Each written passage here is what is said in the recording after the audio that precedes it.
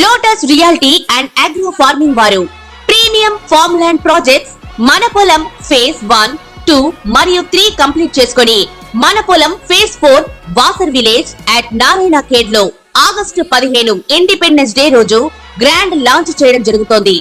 Launching మరియు independence day సందర్భంగా 5 guntas land out rate లో బుక్ చేసుకున్న వారికి 1,50,000 రూపాయల డిస్కౌంట్ తో పాటు 2 గ్రాముల గోల్డ్ ఫ్రీగా ఇస్తున్నారు. పూర్తి వివరాలకు సంప్రదించండి. ఓం మహాగణాధిపతయే నమః. ఓం గురుభ్యో నమః. ఓం శ్రీమాత్రే నమః. పరమేశ్వర స్వరూపమైనటువంటి జ్యోతిష, వాస్తు మరియు ఇతర అనేకమైనటువంటి శాస్త్రములను మనకు అందించినటువంటి మహర్షులకి నమస్కారం. హయగ్రీవ హయగ్రీవ హయగ్రీవేతి యో వధేత్తస్య నిస్సరతే వాణి జహ్నుకన్యా ప్రవాహవత్. అరుణాం కరుణాతరంగితాక్షీం ధృతపాశాంకుశపుష్పబాణచాపాం అనిమాదిభిరావృతాం మయూకైః అహమిత్యేవ విభావయే భవానీం. శ్రీమాత్రే నమః. ప్రేక్షకులకి ఆ లలితాంబిక అమ్మవారి యొక్క అనుగ్రహం పరిపూర్ణంగా కలగాలని మనస్ఫూర్తిగా కోరుకుంటూ, మనం ఇప్పుడు చెప్పబోయేటువంటి అంశాలు ఏవైతే ఉన్నాయో అవి చెప్తుంది నేనైనప్పటికీ కూడా చెప్పేసిన సాక్షాత్ లలిత అమ్మవారిగా భావిస్తూ, మనకి చాలామంది నన్ను అడిగినటువంటి ప్రశ్న ఏమిటంటే 2024 చాలా దారుణమైనటువంటి స్థితుల్లోకి వెళ్ళిపోయింది. అదిగాక మనకు క్రోధినామ సంవత్సరం కలిసి రావడం వల్ల ఒకవైపు అంటే జలప్రలయాలు కానివ్వండి, లేనట్లయితే ఉద్యోగ సంబంధించిన విషయంలో విదేశాల్లో ఉండేటువంటి వారికి విదేశీ ఉద్యోగ సంబంధించిన అనేకమైన ఇబ్బందులు కానివ్వండి, గొడవలు కానివ్వండి, ఎంతో గందరగోళ పరిస్థితులు ఏర్పడ్డాయి కదా. కనీసం 2025 అయినా బాగుంటుందా, ఇంకా 3 నెలల్లో రాబోయేటువంటి 2025 ఎలా ఉండబోతుంది, కొంచెమైనా ఆశాజనకంగా ఉంటుందా అనేటువంటిది అడిగారు. దాన్ని బట్టి నేను ముందుగా చెప్పడం జరుగుతుంది. సో ఇక్కడ దేశవ్యాప్తంగా ప్రపంచవ్యాప్తంగా ఉండేటువంటి సంఘటనలు, అదేవిధంగా మీ యొక్క పర్సనల్ చార్ట్ రీత్యా మీ జాతచక్రంలో ఉండేటువంటి కాంబినేషన్స్ అంటే మీ personal chart is different, but మీ రాశి రీత్యా మీ లగ్న రీత్యా ఈ యొక్క గురువు కానీ శని కానీ రాహుకేతులు కానీ మనకి 2025వ సంవత్సరంలో ఎప్పుడు మారుతున్నారని చూసుకున్నట్లయితే, మనకి గురువు మే 15కు మారుతున్నాడు. అప్పటి వరకు మనకు వృషభ రాశిలోనే ఉంటాడు. శని భగవానుడు 30 మార్చిను మారుతున్నాడు. రాహుకేతువులు ఏంటంటే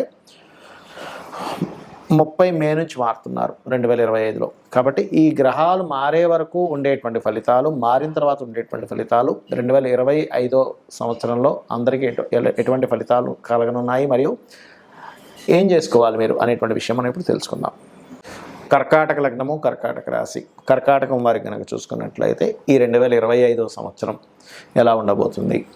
ఒక రకంగా చెప్పాలంటే క్రోధినామ సంవత్సరం కంటే కూడా 2025లో రాబోయేటువంటి విశ్వవసు సంవత్సరం ధన సమృద్ధిని ఇస్తుంది అని చెప్తూ ఉంటారు శాస్త్రంలో. కాబట్టి ఖచ్చితంగా బాగుంటుంది నెక్స్ట్ ఇయర్. మనకి ఈ సంవత్సరంలో అన్ని గందరగోళాలు చూసాం కదా. అయితే ఇక్కడ గమనించుకున్నట్లయితే మరి కర్కాటకం వారికి గ్రహాలు ఏ నెలల్లో 2025 సంవత్సరంలో ఎప్పుడైతే ప్లానెట్ మారుతుందో అప్పటి నుంచి చేంజ్ వస్తుంది. గుర్తుపెట్టుకోండి, మారకముందు వెంటనే చేంజ్ రాదు. సంవత్సరం మనకి ఇంగ్లీష్ సంవత్సరం మారింది కదా అని వెంటనే చేంజ్ రావాలని రూల్ లేదు. అయితే ఎప్పుడు ఏ గ్రహం మారడం వల్ల ఎటువంటి ఫలితాలు చూసుకున్నట్లయితే, ఇక్కడ 3వ స్థానంలో కేతు ఉన్నాడు. ప్రజెంట్ మీకు భాగ్యంలో రాహు ఉన్నాడు, అష్టమ శని, అదేవిధంగా లాభస్థానంలో గురువు ఉన్నాడు. మీకేంటంటే మొట్టమొదటిగా అష్టమ శని తగ్గిపోతుంది. ఎప్పటి నుంచి? మార్చి 30వ తేదీ నుంచి భాగ్యంలోకి వెళ్ళిపోతున్నాడు శని. దానివల్ల ఏమిటంటే, ఒకటి కొత్త ప్రయత్నాలు ఫలిస్తాయి ఎప్పుడైనా భాగ్యంలోకి శని వెళ్ళినప్పుడు. ముఖ్యంగా ఈ కర్కాటకం వారికి అష్టమంలో అష్టమం అంటే ఏంటి? లేట్ అవ్వడం అన్ని పనులు. ఆ లేట్ అయ్యేటువంటిది మార్చి 30వ తేదీ నుంచి చాలా మటుకు తగ్గుతుంది. గుర్తుపెట్టుకోండి, 2025 మార్చి 30 నుంచి. అలాగే 3వ స్థానంలో కేతువు ఉన్నాడు ఇప్పుడు మీకు. అది మే 30వ తేదీ నుంచి మారుతాడు ఆ కేతువు. ఎప్పుడైతే మారుతాడో గతంలో ఉండేటువంటి మిస్కమ్యూనికేషన్స్ తగ్గుతాయి. గుర్తుపెట్టుకోండి, గతంలో ఏదో సిగ్నేచర్ చేశానండి, దానివల్ల ఇబ్బంది పడుతున్నాను, ఏదో అగ్రిమెంట్ చేశాను, కొన్ని మిస్కమ్యూనికేషన్స్ అయ్యాయి అంటుంటాం, లేదా అన్నదమ్ములతో, లేదా ఏదైనా ఒక బిజినెస్ మూలంగా బిజినెస్లో ఏదో నేను సంతకం చేశాను, ఇవి ఖచ్చితంగా తగ్గుతాయి.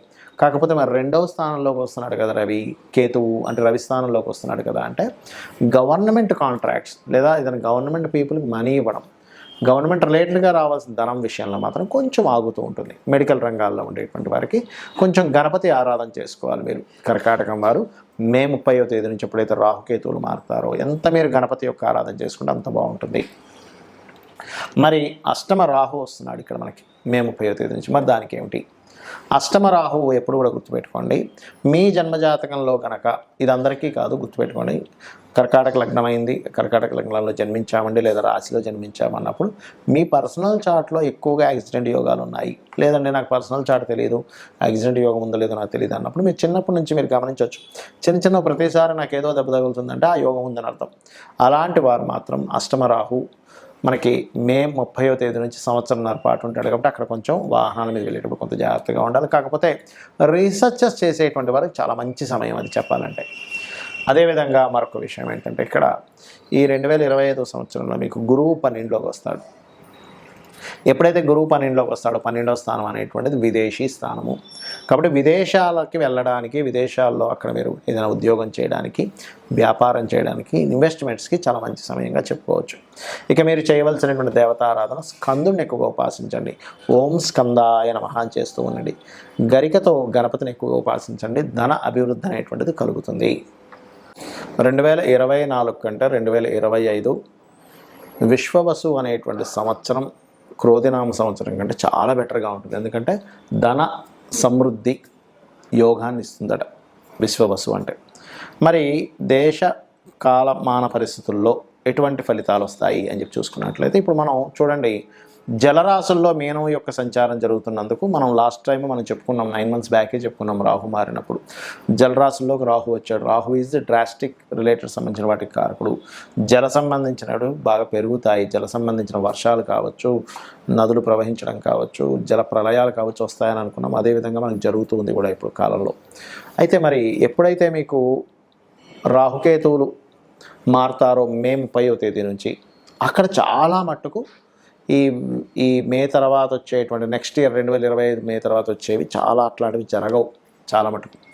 అదేవిధంగా కేతు ఎప్పుడైతే మనకి కన్యారాశి నుంచి సింహరాశిలోకి వస్తాడో భూముల యొక్క ధరలు బాగా పెరుగుతాయి అక్కడ.